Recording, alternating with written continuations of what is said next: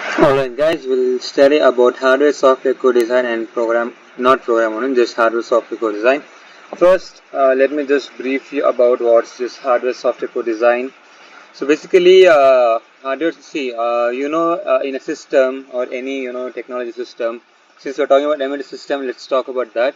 We have hardware components and we also have software components. So hardware components can be any type of, instrument, a gadget or any type of mechanism. A software is nothing but like some kind of application or like screen or something like that. So basically, hardware and software do not work together that well, right? So basically, in this thing, co-design, in the sense we are doing making a co-design in which hardware and software are both working together, to give better performance and function. That's what we are gonna do. Learn in this. You can see traditional approach: hardware and software teams work separately. Integration happens late.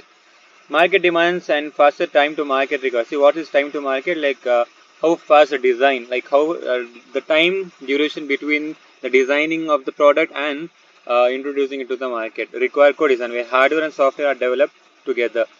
They are developed together. Product requirement starts functional requirement without hardware software division. Requires simulated, verified, and then partitioned into hardware and software during architecture design. Partitioning is based on hardware software trade-offs. So, fundamental issues in co-designing. I hope you understood what's this hardware software co-design like. Both the models are like developed simultaneously, and they are partitioned into categorized or whatever like that. Fundamental issues in co-design. What is model selection? So like model describes system behavior and structure. So different models serve different design phases: specification phase and implementation phase. The specification phase focuses on functionality, whereas implementation phase focuses on structure and components. Remember the word functionality for specification, structure and component for implementation. Designer often switch models during this design process. If you look into this, fundamental issues, you can see here models are used for capturing and describing the system's characteristics. Formal systems consist of objects and composition rules. Designers switch between variety of models. See, that is between selecting the model. If you just read it again, this is the model selection. See, usually models describe the system behavior and structure. Also, you can say characteristics. They have different design phase. That is, one is on specification phase, focuses on functionality. Implementation phase, focus on structure and component. Talking about architecture selection, there are various things in this which you have to like include. Architecture defines how to implement the system components. Common architectures like controller architecture, it uses finite state machine with state register and combination logic. Data path architecture, it implements data flow computations, include registers, counters, memories, and arithmetic units. It's basically like bus component. Like if you talk about, that bus is there, right? Bus has all these four components. It has additional components, but these are the common things in that. Then what you have spoken about here, finance machine, will come again here with this second thing's first name. You can see, right? So data path, finite state machine, data path combines controllers and data path. Data path. It's like tongue twisters. CISC and RISC. These are instruction set. Those things. Complex instruction, fewer memory access. This is in the beginning of your module. Here, complex and this simple instruction. Large register file supports pipelining. It doesn't support pipelining, but microcode decoder is needed here. Fewer memory access, and here large not fewer, like higher memory access is available. This is VLIW. I don't know what's the abbreviation. Multiple functional units execute. Let's see in this textbook. Data path architecture. Complex instruction set competency. CISC.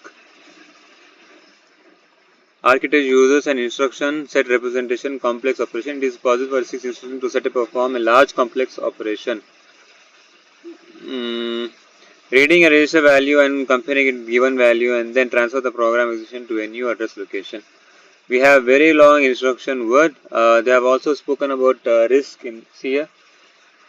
If you see, Very long instruction word. Architecture implements multiple functions unit ALU. So if you see here, multiple function units execute instructions in parallel.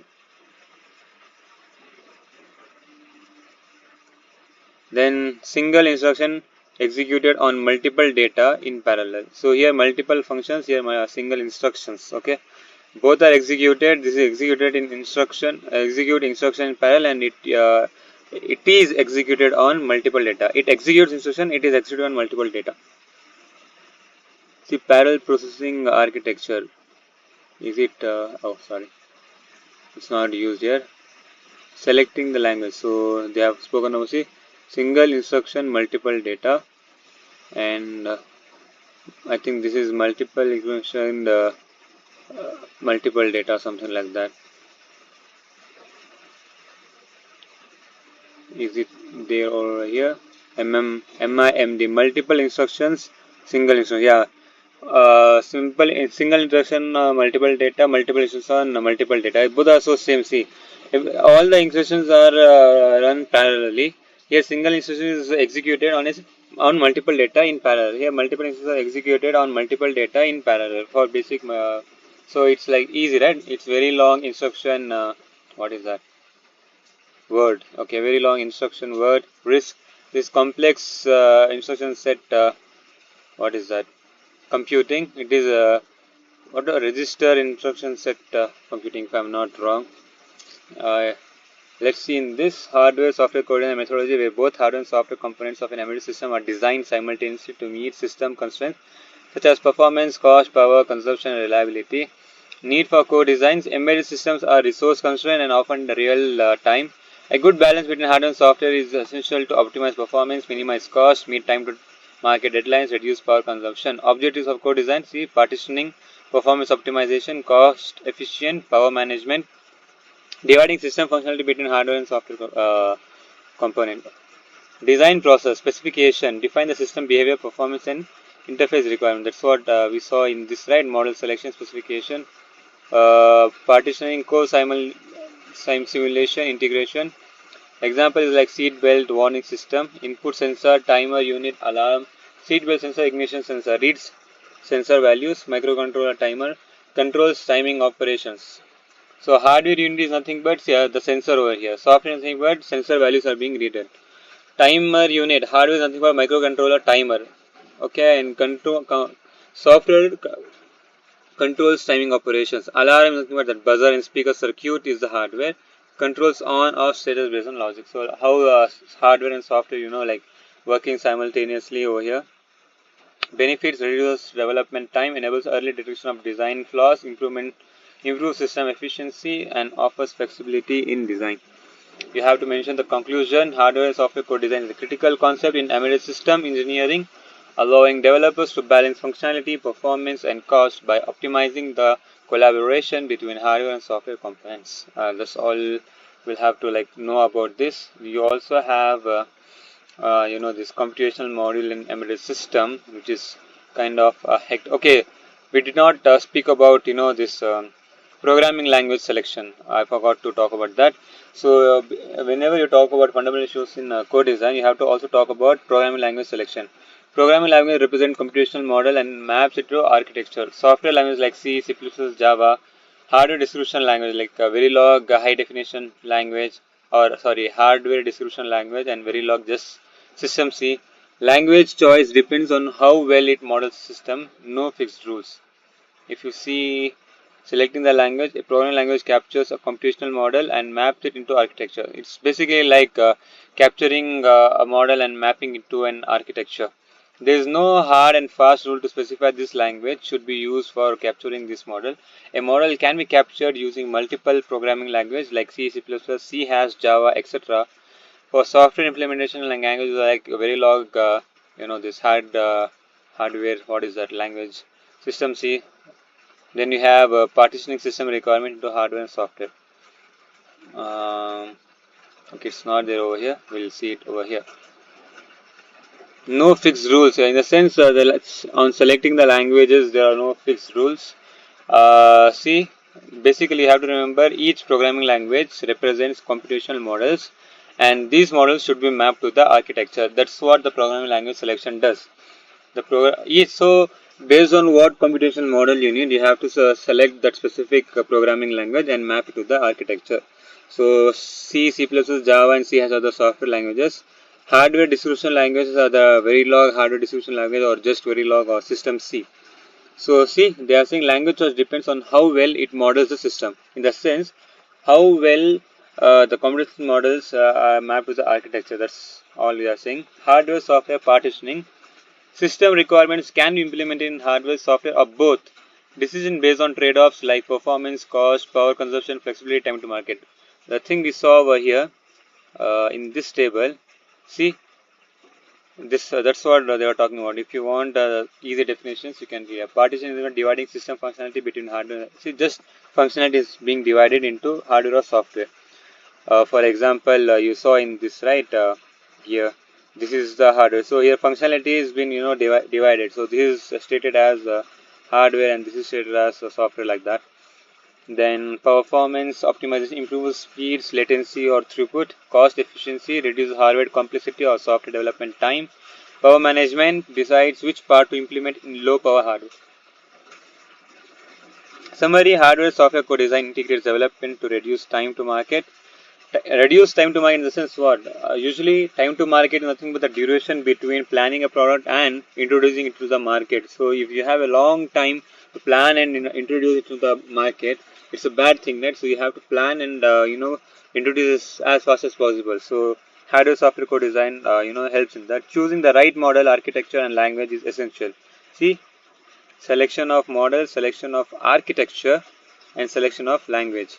So why we have to select language? Because each language has its computation model and that has to be mapped to a architecture. What about architecture? If you have to talk, there are multiple architectures like controller architecture, which has a finite state machine with a state register and combinational logic. Data path architecture implements data flow computations. You just have to like the least you can write, right? Then finite state machine data path combines controllers and data path. CISC and RISC. CISC is like complex instruction, RISC is simplest instruction, large register files, then fewer memory access, pipelining, no pipelining, and very long instruction word, multiple function unit execute instructions parallel, and this single instruction multiple data. Uh, just first two words are executed on multiple data in parallel. That's it. Programming language, you understood what is that. Hardware software partitioning, it's based on this five things. You do the partitioning, it's nothing but dividing the functionality based on software or hardware. Partitioning maps functional requirements to hardware or software components. So basically you have multiple functionalities, but you have to tell or justify or state whether they are hardware or software. So that's what they are talking about here. Then computational models in embedded system design. There are two. If I'm okay, there are not two. There are more than two. There are also example and stuff over here. Might be asked in exam, but I'm gonna leave this for now because I do not want to like crack my brain for this. So basically, I have made these notes and this should be available for you guys. Oh, so basically 7.2 has multiple sub sections. That's I'm not gonna dig deeper in that. I'm just hoping the module 4 something like, see the syllabus, like you have a lot of options over here. I'm just leaving this one thing. If you have to see, like all this is covered, so there's no chance that this one thing will be asked more than one time. And if it is asked, I'm gonna select the or option and just write it. I hope you do well. Good luck.